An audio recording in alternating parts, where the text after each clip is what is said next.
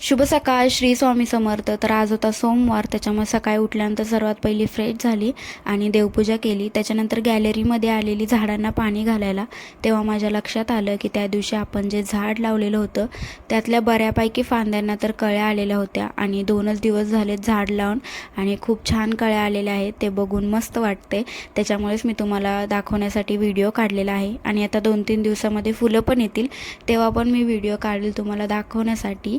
आणि आता कोणत्या कलरचे फुलं येतील हे माहीत नाही आहे, कारण का आपण 3 कलरचे फुलं लावलेले आहेत. ते सगळं झाल्यानंतर घरातली सगळी कामं आवरली आणि आज सोमवार असल्यामुळे माझा असतो उपवास, त्याच्यामुळे पुन्हा आज साबुदाणा भिजत घातला आणि शनिवारी साबुदाणा खाल्ला, त्याच्यामुळे साहेबांना कंटाळा येईल त्याच्यासाठी मी त्यांच्यासाठी चपाती भाजी बनवायला घेतली. तर सर्वात पहिले तर बटाट्याची भाजी बनवली, पीठ मळलं आणि मग भात शिजवून घेतला, कारण का थोडाच भात शिजवला, सकाळपुरते साहेबच होते आणि संध्याकाळी मग दोघं पण होतो. आणि माझ्यासाठी आज मी लाल तिखटाची खिचडी बनवली. नंतर आम्ही दोघं पण शॉपवरती गेलो आणि संध्याकाळी घरी आल्यानंतर जेवण बनवायला घेतलं.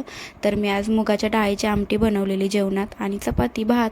सो आजच्यावर तेवढंच, भेटू नंतर, बाय.